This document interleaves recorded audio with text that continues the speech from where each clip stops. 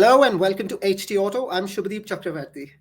At a time when electric vehicles are becoming more and more common across the world, I'm sure you have seen or even driven electric vehicles, electric cars, or electric scooters and bikes. Chances are that you may have even heard of work being done on electric ships and electric airplanes. But have you heard of an electric tractor that drives and works on its own entirely?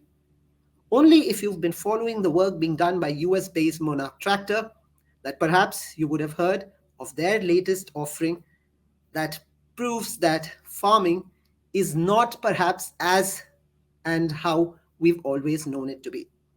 To speak to us today in this episode, we're joined by Praveen Penmetsa. He's the co founder and CEO at Monarch Tractors. Praveen, thank you so much for taking the time out and speaking to HT Auto. Thanks for having me. All right, Praveen, let's just get straight to the point. Tell us the kind of work that Monarch Tractor is into. Yeah, at Monarch Tractor, we believe in increasing farm profitability and also our food ecosystem sustainability. So the big thing for us is how can we make farming and farmers more profitable? Because unless we make them profitable, some of the practices will not change. So, and we all as consumers want more organic food. We want healthy food with less chemicals. So this is going to start driving that. So at Monarch Tractor, we have developed an all-electric, fully autonomous, smart tractor. And this tractor is also targeted not just towards the American farmer, but we have actually designed a small tractor that can go around the world, and including Indian farmers, will be able to use our technology. All right, but when we think about electric mobility and in the electric mobility space, tractors or in fact farming or agriculture isn't something that immediately comes to our mind. So, what prompted you to sort of concentrate, focus on this particular section? Yeah, that's a great question. And I myself am a car fanatic, right? I come from a long, long time in the automotive world, having developed electric cars, electric bikes, even electric planes in my past life. But the thing I've realized is that the electric tractor, or even the tractor as a platform, is the most important vehicle on the planet. Without the tractor, we would not have seen the food increases, the production increases that have fed the world's growing population over the last 100 plus years. So having come to that realization and then looking at the tractors that are currently available for farmers, I was actually taken aback at how the tractor is still very much old school technology, not only on the diesel side, but even in terms of the electronics and the sensors and everything else that we see. It's very old school at a time when farmers have a lot of challenges, right? They're facing diesel price increases. They're facing challenges with finding tractor drivers and labor on the farm. Nobody wants to work on the farm because it's a dull, dirty, dangerous job. And then the third thing is also at a time when everybody is asking them for more data on how they are growing, what their operations are, what is their farming practice. All these three things were causing a tremendous pressure. And our philosophy at Monarch Tractor is, since the tractor sits at the center of every farm, 80% of the operations on the farm have an involvement of the tractor. If we can change what the tractor looks like and does, we can change farming. So that's the whole reason for me to get from high speed, high performance electric cars and bikes into developing a low speed tractor. But from an impact standpoint, it's a much, much higher impact. Understood. But when it comes to commercial vehicles that are used on for farming purposes, every region is very different, and India has its own unique set of opportunities as well as challenges, which are very different from, say, at least the Western countries like the US and Western Europe. India is a very labor intensive agricultural society. So Monarch Tractor has recently entered into a partnership with Einsight and has opened its first office in Hyderabad. So can you take us through the thought process of expanding into the Indian subcontinent or India specifically? Yeah, India has always figured prominently in our plans, even though the company is headquartered in Silicon Valley. and our technology is being developed there at the beginning. We have always recognized India as the largest tractor market, which it is. And from a food ecosystem standpoint, also like being able to touch the farmers in India would have a huge impact on that standpoint. So, with that in mind, some of our early electric tractor prototypes were actually deployed in India. This was more than like 6, 7 years ago. So, we have a long history of making sure that our technology is appropriate for Indian farmers. Number one. Number two is when this opportunity came up with Insight, who were actually using a similar vision technology and are in the construction space. And once they saw what we were doing and the impact of our mission, Anirudh Reddy, who's the founder of Insight, joined hands with us and has now their whole team is supporting our efforts at Monarch Tractor. So we're very excited about that. And being able to pull that technology in is going to allow us to scale faster. And also the work towards producing an Indian tractor, Indian Monarch tractor, is going to accelerate thanks to this partnership. Right, but electric mobility as we know it, the Yeah. pace of it, it's definitely happening the world over, but the pace here in India, many say, many believe, is is slower than at least when you compare it to the Western countries. Now, there are two parts to my next question. One is about the adoption of electric mobility, and this question, of course, is not Mhm. specific to tractors, but across segments. One.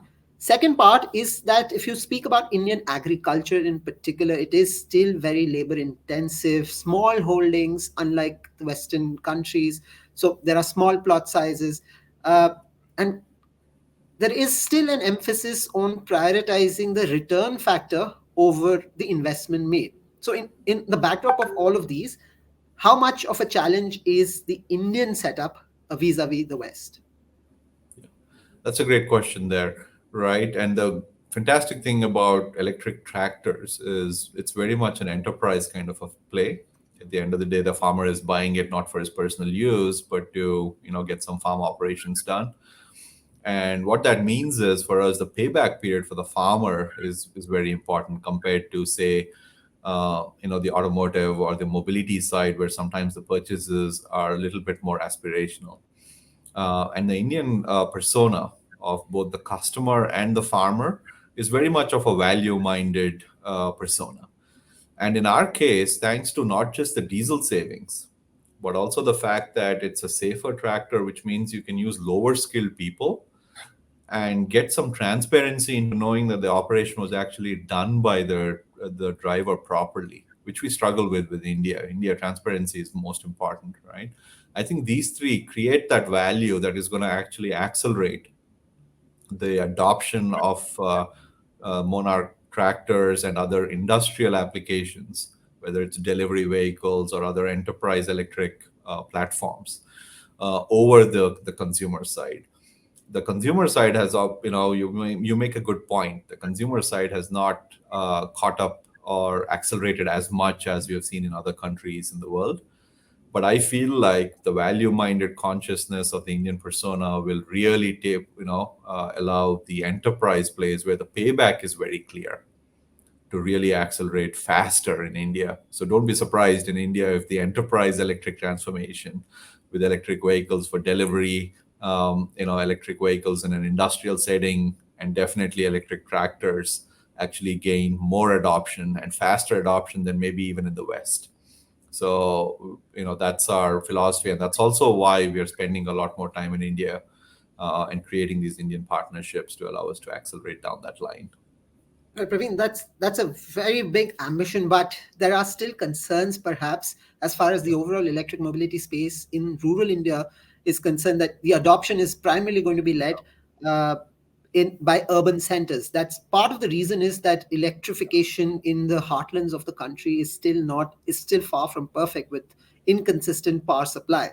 Now, isn't that in itself a major hurdle for electric tractors or overall electric vehicles to be taken to the quote unquote masses?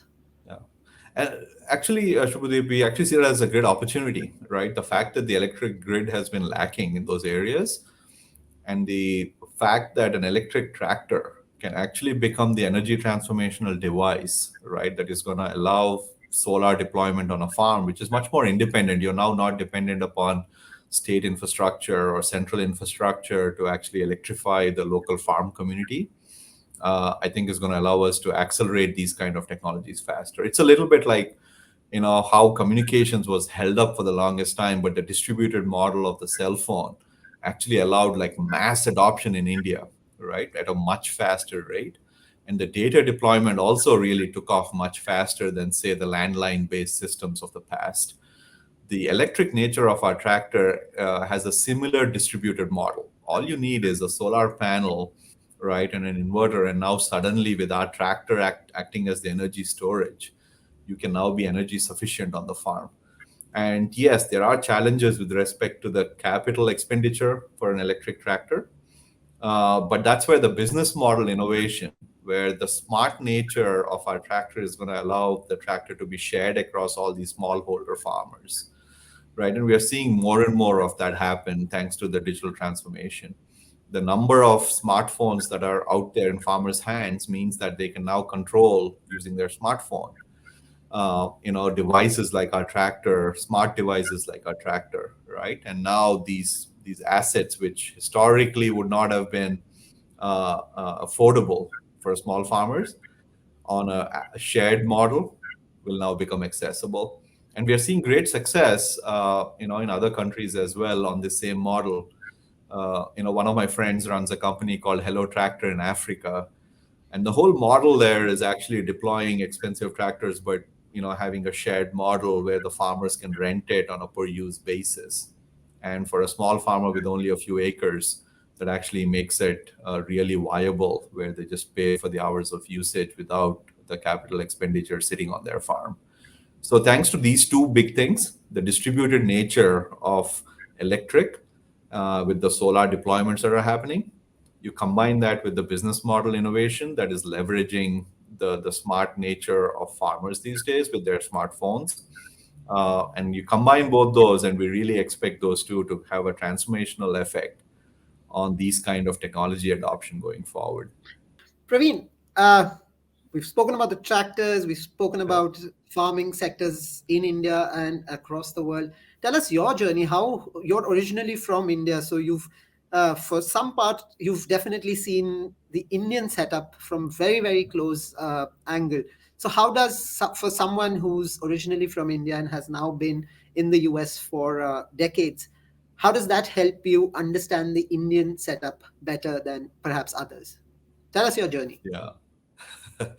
Yeah, actually, the first steering wheel that I held was a tractor steering wheel as a kid. I come from a long line of rice farmers here in South India. I grew up in Hyderabad, right? And but I was very much into automotive. I loved fast bikes and cars, and that's what took me on a journey to North America, USA, where I worked on fast cars. I worked on electric cars there. And that's when I started to realize, as we started looking at all the new technologies that electric could allow us to do, like vehicle to grid technologies, right, where you can use a vehicle to power electric grid. And that's when the epiphany was, hey, power is something that we in India struggle with. If the tractor can, and the tractor is the ideal one to really push rural electrification. And with that, I actually built an electric tractor back in 2015, and then brought it to India, and that's how this whole journey began. But very quickly realized that electric tractors by themselves will not solve the problem, because the first two tractors that we gave our farmers, they said, we love it, we're going to save a lot of money on the fuel side. And they were like, who's going to drive this tractor? And I looked at them and I said, hey, it's you, right? And they were like, no, there's only two people in the whole village who can drive a tractor, right? So that also brought to my focus that probably I've been too far away from farming and the Indian landscape, and I didn't know as much as I thought I did.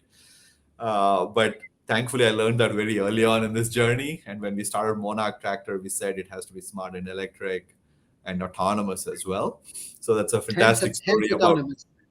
yeah, hence autonomous. So we learned that lesson on the India side. But one thing that I've always maintained is that frugal and that value perspective that's ingrained into me, right? As a person of Indian origin. Right. So when we deploy tractors, or even when we develop technology, there's very much this mindset of let's make sure that we do this fast and cheap, and fast and cheap is good. And Right. that's very much my Indian persona talking there. So that is encapsulated into our product as well. Super. So let me just ask you perhaps the most important question of them all. When do we see the first Monarch tractor here in India? Yeah. So again, from a trial standpoint, you'll be seeing them sometime in the middle of next year, 2023. Mid 2023 is when we'll start to bring some of our early tractors over. But again, I don't want to give you a false hope in the sense that those are all meant to be research and development vehicles. But within the next 2 to 3 years, we'll have an India specific tractor come out in the market.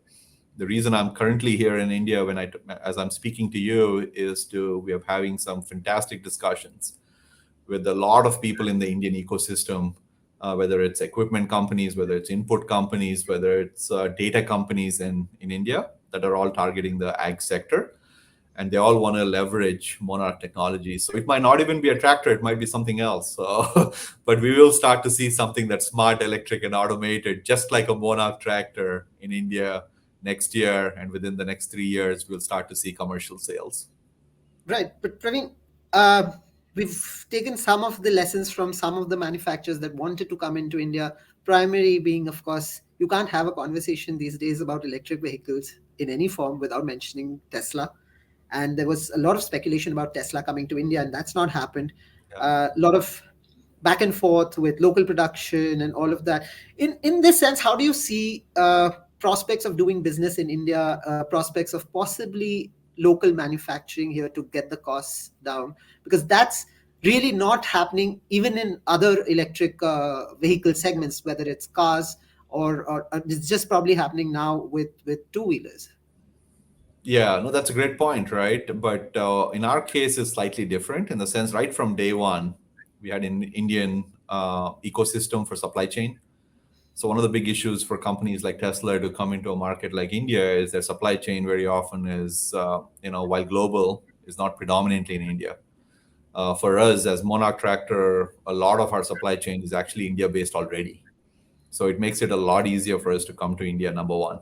Number two, our investors already have a big presence here. When I say investors, I'm talking about our strategic investors, right? Who are our partners essentially. That's tractor companies. So tractor companies like VST, or Tractors and Tillers out of Bangalore, right, has a huge India presence. Our other investor, New Holland Tractors, has a huge India presence in Gurgaon with manufacturing and R&D. Trimble has a huge presence in Chennai. So our investors, our partners, and our supply chain ecosystem already being from India, even for our US product, is actually going to make our transition to India a lot easier. And we're excited about it. Versus these other examples are all companies that essentially had their ecosystems in other parts of the world and were struggling with bringing it to India and meeting the localization demands of the local market here in India. For us, that's a slam dunk. All right. On that really powerful note, Praveen would once again like to say thank you for taking the time out, and we wish you all the very best for future prospects. Sounds very interesting, and much like I would like to say for anything that's electric, it's not about if, it's about when. So, on that note, once again, thank you for speaking to us.